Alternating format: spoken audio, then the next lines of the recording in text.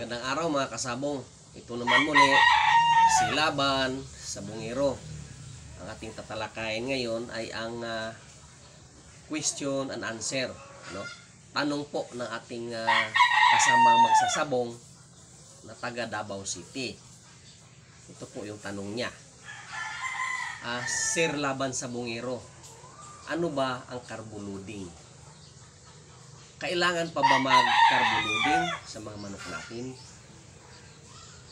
Kailan ba tayo mag-carbo loading? And then, ano ba ang process ng carbo loading? So, isa-isahin po natin yan mga kasabong. Dahil sa pagmamanok po, isa po yan sa magandang techniques na ginagawa po ng mga sabungero para po sa paglaban ng mga manok nila.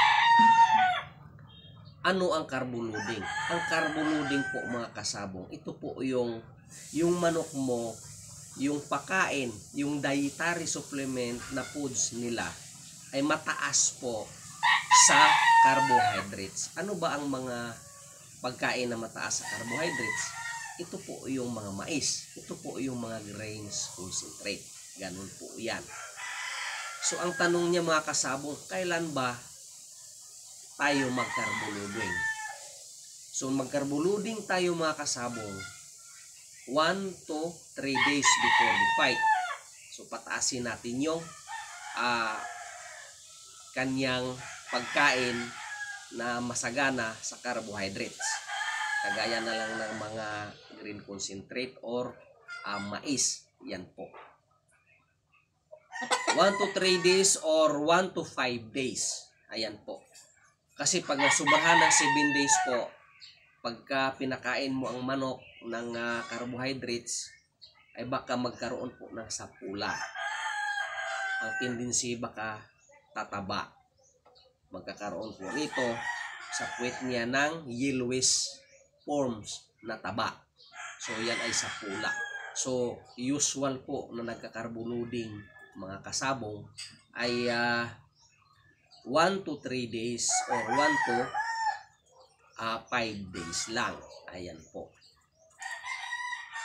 So ang tanong niya, kailangan pa ba tayo mag-carbo loading? Bakit? Ay pakainin na lang po natin ng ano yan, ng mga pagkain nila. Yes sir, kailangan talaga nating mag-carbo loading. Una mga sir, mga kasabong, pag nag-induce po kayo ng carbohydrates, lalo na yung manok natin nakapahinga na nandyan po sa kulungan niya, tapos mataas ang carbohydrates niya, nagkakaroon po yan ng glycogen. Yan po ang tawag sa enerhiya na lalabas tuwing na-excite yung manok sa laban. So nagkakaroon po ng tinatawag nila na endurance pagdating po sa drag fights ng manok. May mga superpower.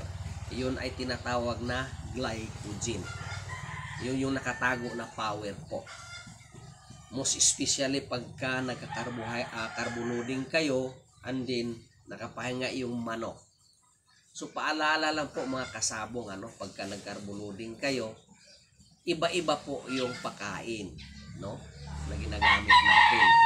Mga Thunderbird, mayroon silang tinatawag na analysis. Yung analysis po ng crude protein nila, or kasi po nagbe-base po tayo sa moisture ng ating manok. May mga manok kasi na kailangan medyo mataas ang moisture, mabasa. May mga manok din na dry.